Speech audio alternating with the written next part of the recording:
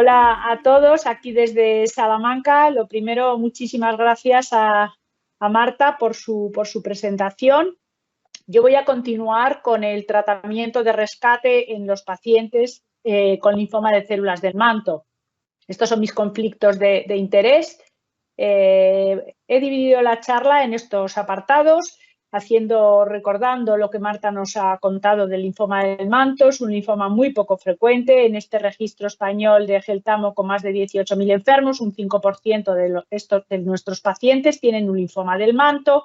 Es un linfoma biológicamente muy heterogéneo y hoy cada vez tenemos más información a nivel molecular que nos ayudará en el futuro a definir no solo grupos clínicos en base al MIPI, sino en base a P53 o no y en base a SOX11 y a otras características moleculares.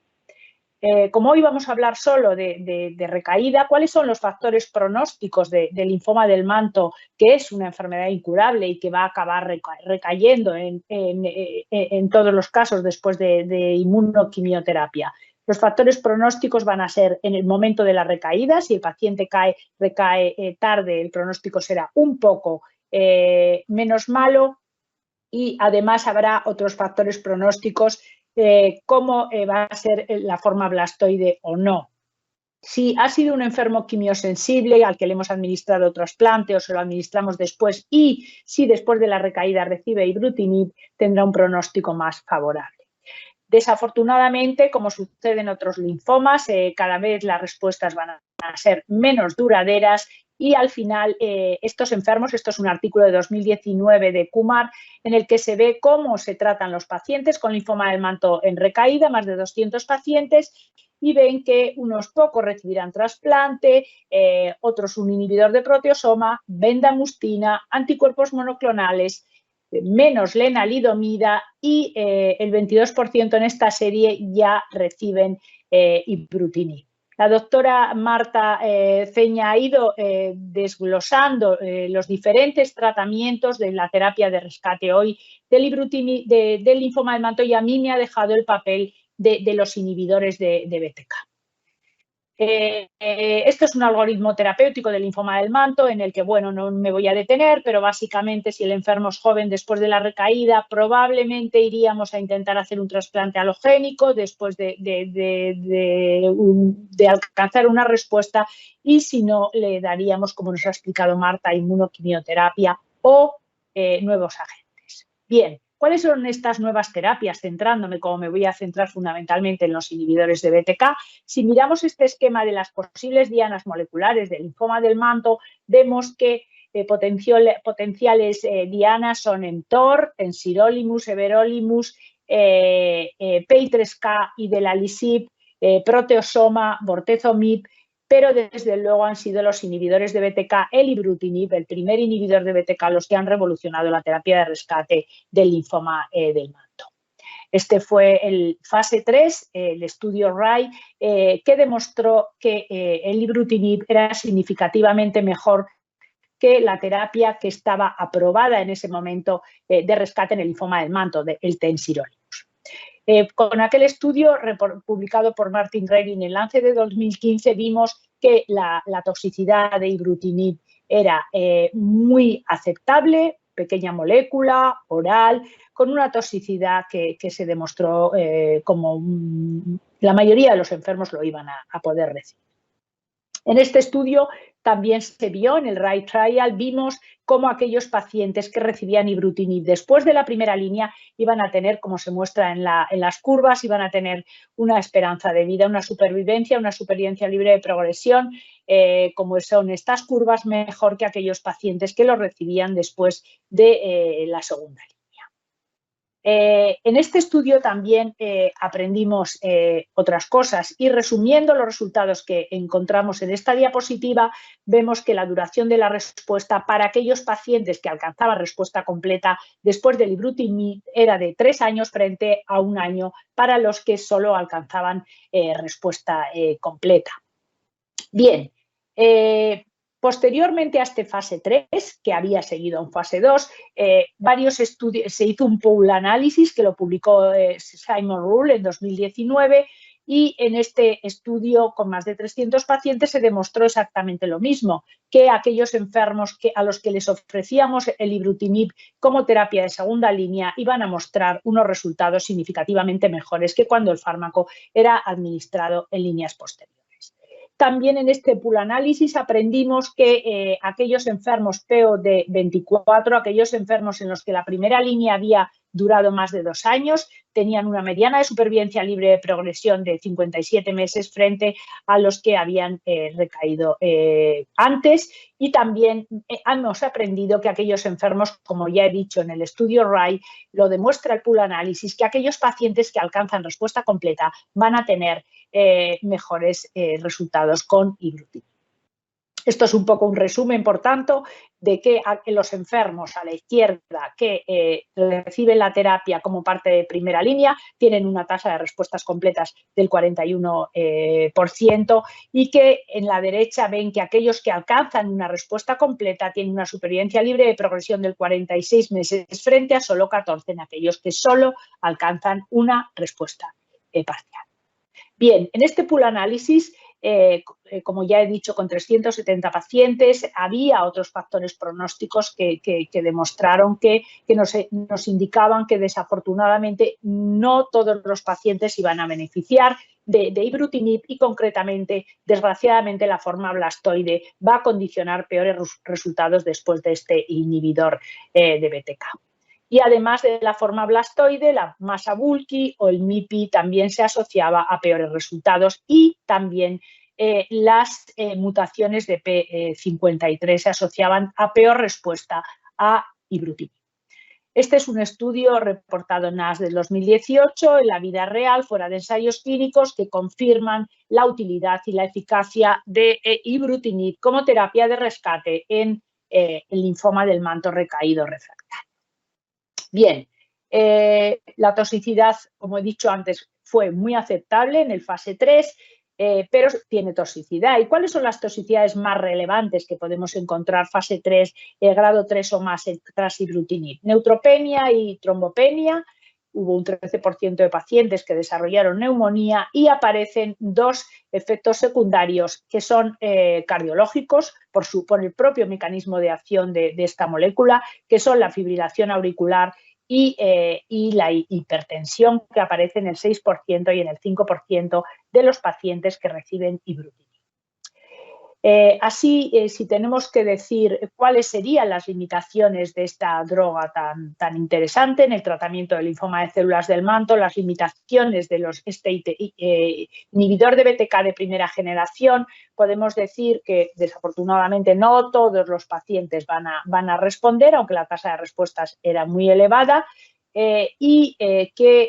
Según los estudios que tenemos ya de vida real, hasta un 30% de enfermos suspenden, tienen que discontinuar la terapia y algunos de ellos es debido a las alteraciones cardiológicas a las que me he referido, a la fibrilación auricular, a la hipertensión y al sangrado. De hecho, en este estudio publicado por Caldeira en el año 2019, es un metaanálisis, lo que se confirma o lo que se nos dice es que aquellos pacientes que reciben ibrutinib van a tener un riesgo aumentado de desarrollar hipertensión en relación con un grupo control del 12% frente a un 4% y de fibrilación auricular del 5% frente a un 1%.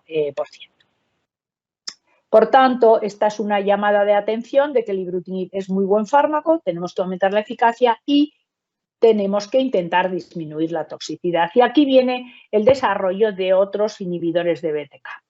En esta diapositiva yo les muestro que los inhibidores de BTK pueden ser irreversibles, van a inhibir este receptor de manera irreversible y además del ibrutinib tenemos acalabrutinib, zanubrutinib, tirabrutinib y orelabrutinib y habrá a la derecha otros que son reversibles de los que hoy no voy a hablar, puesto que su desarrollo es mucho menor. Bien, yo de los 2 inhibidores más en los que se ha hecho más desarrollo clínico, aparte de ibrutinib, que son Acala y zanubrutinib, me voy a centrar fundamentalmente en zanubrutinib. Zanubrutinib empezó su desarrollo en el año 2014, como ven en esta diapositiva, en diferentes tipos de linfoma, en diferentes neoplasias linfoides. Yo hoy solo hablaré de su papel en el linfoma de células del manto. No voy a hablar de linfoma marginal, no voy a hablar de leucemia linfática crónica, no voy a hablar de otros datos que hay en otros tipos de linfoma, puesto que ahora hay muchos ensayos clínicos en marcha y hay otras aprobaciones que ustedes conocen, pero yo no voy a hablar. Me voy a centrar en el linfoma del manto. Como ven, a finales del 19, FDA aprueba de manera acelerada este fármaco para pacientes con linfoma del manto en recaída o refractaria. Zanubrutinib es una pequeña molécula, se administra oral y ya he dicho que va a inhibir de manera irreversible el receptor de BTK y en estudios preclínicos se ve que tiene una alta selectividad para BTK y que va a haber algunas vías de señalización que sí que están activadas o inhibidas por EGFR, por ibrutinib, que no se van a ver afectadas por zanubrutinib y a lo mejor eso nos va a ayudar, nos va a posibilitar el que no existan algunas toxicidades que encontramos tras ibrutinib. Tiene una alta se absorbe muy bien por vía oral y se ha administrado tanto 2 veces al día, 160 cada 12, pero realmente en los estudios que yo les voy a mostrar, en el que tiene más pacientes, se administra ya solo una vez al día 320 miligramos. Bien, bueno, este sería un poco el esquema de las vías donde actuaría zanubrutinib, la vía de BTK. Y les quiero mostrar querido recoger esta tabla en la que se reseña la comparación de efectos secundarios en estudios no solo del linfoma del manto, sino de otras neoplasias linfoides, y se compara la toxicidad de ibrutinib con zanubrutinib y con el otro inhibidor de BTK irreversible, que es acalabrutinib. Ven que son muchos pacientes los que han entrado en estos estudios y, bueno, un poco por resumir lo que les muestro en la tabla, veríamos que la cefalea parece más pequeña en zanubrutinib, la diarrea menor, aunque luego yo en este dato, luego hay en los otros estudios, quizá la diarrea sea similar. La hipertensión podría ser menor y el dato en el que me quiero centrar fundamentalmente es en el riesgo de fibrilación auricular, que ven que en ibrutinib, como ya les he dicho antes, se asocia a fibrilación un 6% de pacientes, mientras que con zanubrutinib y con acalabrutinib la frecuencia de aparición de fibrilación es mucho menor, el 1%. Así es que, como resumen de esta parte, que no me da tiempo a desarrollar, los estudios biológicos que hay, algunos bien interesantes, en los que explican a nivel biológico la justificación de por qué el zanubrutinib, al actuar de una manera diferente en el receptor, puesto que hay áreas off-target que no va a tocar, va a producir potencialmente menos efectos secundarios, y uno de los más evidentes es la fibrilación. También, lógicamente, quería comentar con ustedes la eficacia de zanubrutinib en el linfoma de células del manto refractario, y yo me voy a centrar en los 2 estudios más importantes. Este es el estudio con más pacientes, es un ensayo fase 2 realizado en varios hospitales chinos que recoge 86 pacientes en 13 hospitales con linfoma del manto refractario o en recaída. Los criterios de inclusión eran pacientes entre 18 y 75 años, al menos una línea de quimioterapia previa, y los pacientes recibieron 160 miligramos cada 12 horas de zanubrutinib hasta progresión. Bien, aquí tenemos las características de los pacientes a la izquierda y ven que, las características de los pacientes aquí, ven que la mediana de líneas previas es de 2 y que el 50% de los enfermos, el 52%, tenían una enfermedad refractaria, tenían un linfoma del manto considerado refractaria. Bien, respecto a las respuestas, ven que la tasa de respuestas es del 84% y que casi el 78% de los enfermos alcanzan una respuesta completa con un 6% de respuesta parcial. Es decir, que la mayoría de los enfermos van a responder muy pronto, una media de 2,7 meses, y los que alcanzan respuesta completa también la van a alcanzar rápidamente y la duración de la respuesta no se alcanza. Bien, aquí tenemos las curvas de los resultados de estos pacientes y ven ustedes cómo a los 42 meses el 80% de los pacientes están vivos y más del 50% de ellos, el 47% de ellos van a estar libres de progresión a los 36 meses. Como había comentado antes con el ibrutinib, pues los enfermos que alcanzan respuesta completa tienen una supervivencia global y supervivencia libre de progresión por encima de los pacientes que alcanzan una respuesta inferior a zanubrutinib. Bien, yo creo que no son muchos pacientes, aunque es un buen número, 86, pero no quiero sacar conclusiones, pero en este fase 2 se analiza la respuesta en base a diferentes características. Hay unos 12 pacientes que tienen una histología blastoide y parece que la respuesta es inferior en los que son blastoides, aunque la supervivencia libre de progresión para aquellos que responden verdaderamente es la misma. Aquellos que tienen un IP alto van a tener también una tasa de respuestas inferior, y aquellos que han recibido más de 3 o más líneas de tratamiento también. No está tan claro el impacto de la enfermedad refractaria, ni está tan claro el impacto, y esto sería un dato muy interesante, de P53. No parece que haya grandes diferencias, aunque solo hay 15 pacientes que tienen P53 mutado, así que yo creo que estos resultados hay que tomarlos con precaución. ¿Qué decir de la toxicidad?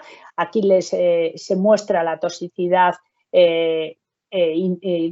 general del fármaco, y ven que los efectos secundarios más frecuentes están relacionados con la infección, aunque pocos son grado 3, 4. La neutropenia es uno de los efectos secundarios más frecuentes del zanubrutinib, aunque las infecciones grado 3, 4 no son muy elevadas. Y ningún paciente ve la hipertensión. Hay un 15% de pacientes que desarrollan hipertensión, pero muy poquitos, grado 3, 4, y no hay ningún enfermo que desarrolle fibrilación auricular.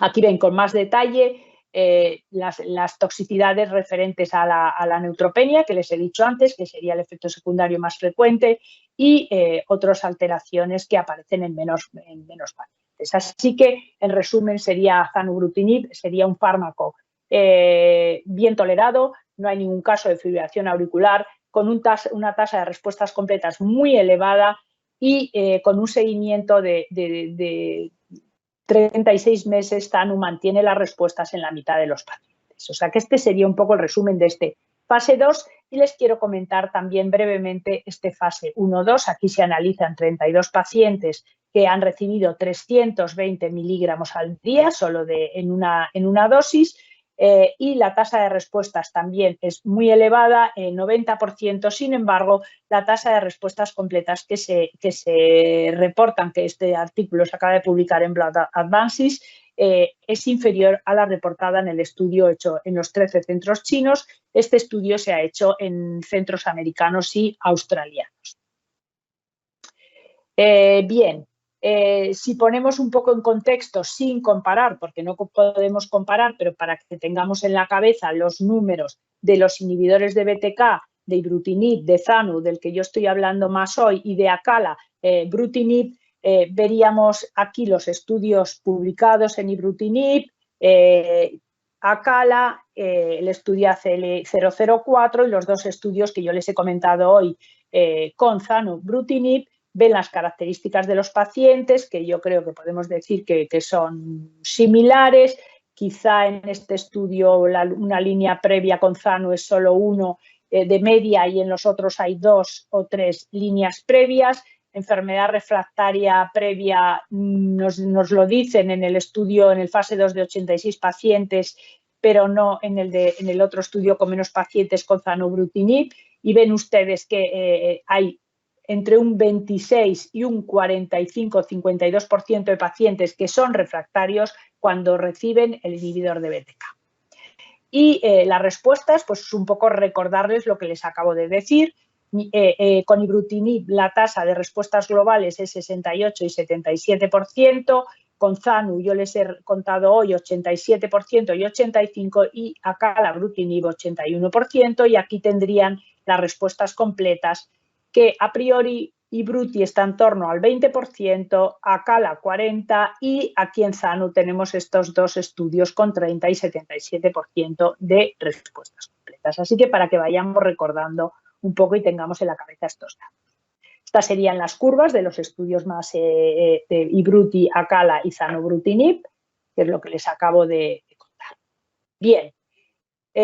Hasta aquí es lo que yo les quería contar de zanubrutinib, y a partir de ahora lo que voy a hablar es un poquito de las combinaciones que tenemos a la vista y en las que se están desarrollando, sobre todo con ibrutinib, que es el fármaco con el que tenemos mucho más recorrido, y que lógicamente esto abre las puertas a las combinaciones con los otros inhibidores de BTK. Entonces, el primer estudio de combinación publicado con ibrutinib fue este estudio publicado por WAM, ya es un estudio antiguo, en Lancet Oncology del 2015, en el que la asociación de Rituxi y ibrutinib producía una tasa de respuestas completas elevada del 44%, o sea que incrementaba la tasa de respuestas que habíamos observado con el ibrutinib. Posteriormente tenemos datos de ibrutinib asociado a venetoclax, y ven este artículo publicado en New England por TAM del año 2018, en el que, aunque son muy poquitos pacientes, ven que hay un 70% de enfermos que alcanzan una respuesta completa mediada por PET-CT. Así que esta combinación parece también de IBTK, de ibruti más venetoclax, parece muy interesante. Te resumo en estas tablas las asociaciones a las que me he referido: ibrutirituximab. Esto es un trabajo, un fase 1B de ibruti más bendamustina rituximab, y abajo ibruti venetoclax, que es el que les he contado, y ven cómo las combinaciones aumentan la tasa de respuestas y, lógicamente, vamos a tener que considerar otras toxicidades. Concretamente, si asociamos venetoclax, vamos a tener más neutropenia. Les pongo esta diapositiva porque porque Marta nos ha hablado de las células CAR. Pues bien, este es un artículo en un modelo de ratón del año 2016, y luego ya se ha demostrado en la linfática crónica, y hay datos también en manto de que la asociación de ibruti a las células CAR puede mejorar los resultados de las mismas, y por eso, como recordatorio, les pongo este artículo que leí en su momento con interés. Como ya les he dicho, si vamos asociando otros fármacos como venetoclax, vamos a tener que aceptar otras toxicidades, concretamente la neutropenia. Bien, en la actualidad hay muchos estudios en marcha combinando ibrutinib y alguno ya con otros inhibidores de BTK, venetoclax, más obinutuzumab. Este es el estudio OASIS del grupo francés, del que espero que tengamos pronto datos. Aquí tenemos el SHINE con ibrutinib y comparado con más o menos bendamustina rituximab, del que ya también vamos a tener pronto datos. Tenemos los datos en primera línea del Mantle Cell Lymphoma Network, el Triangle, en el que aparece también ahí ibrutinib. En fin, en los próximos años vamos a ver muchos estudios que nos van a confirmar, espero, los resultados de que la combinación con ibrutinib nos va a mejorar los resultados del ibrutinib o de otros IBTK aislados. La mayoría de estos estudios, quitando el Triangle que les he comentado, que es primera línea, han sido hechos en algunos de terapia de rescate, pero obviamente el estudio francés con Obinu, el Triangle, hemos saltado con el ibrutinib en primera línea. Y yo voy a referirme muy brevemente a este estudio que me parece bastante interesante, que es ibrutinib con rituximab y un curso corto de R-hiper-CVAD más alternando con metotrexate, tratamiento clásico del MD Anderson, el linfoma de células del manto, en pacientes no tratados jóvenes con linfoma del manto. Son 50 pacientes y vean que el 100% de los enfermos responden y el 92% de ellos alcanzan respuesta completa. Unos datos espectaculares. La respuesta completa medida por PCT es del 98%. Y aquí no encuentran diferencias entre el MIPI alto, el Ki67 en respuestas. Este estudio es también en pacientes no tratados, es un estudio fase 2 que reportó Jain en Lugano y ven que aquí son 48 pacientes, los enfermos reciben rituximab más ibrutinib por 2 años, durante 2 años y ven también que la tasa de respuestas completas globales es del 93% y de respuestas completas el 64%. Estas serían las curvas de este segundo estudio. Y, bueno, no puedo pasar sin contarles un poquito el trabajo que hemos hecho en el grupo Geltamo, la doctora Eva Gine del Hospital Clínic de Barcelona, que presentamos ahora un update en Lugano y que espero que se publique pronto. Este es un estudio en pacientes con linfoma del manto con baja masa tumoral. Estos son los criterios de inclusión, son enfermos con manto leucémico o pacientes con pocas adenopatías, es decir, lo que hemos llamado manto indolente. El manto indolente ahora tenemos la teoría de que no tenemos por qué tratarlo. Nosotros exigíamos como criterio de inclusión que el paciente estuviera estable, sin enfermedad, sin progresión durante al menos 3 meses y esa es la definición que hemos seguido de manto indolente. Aquí les muestro el esquema del tratamiento. Los enfermos han recibido ibrutinib 560 miligramos al día hasta progresión o hasta alcanzar una mínima residual negativa. La mínima residual se ha estudiado en nuestro laboratorio de Salamanca por RT-PCR y los enfermos han recibido 8 dosis de rituximab. Estos son los datos los resultados del estudio.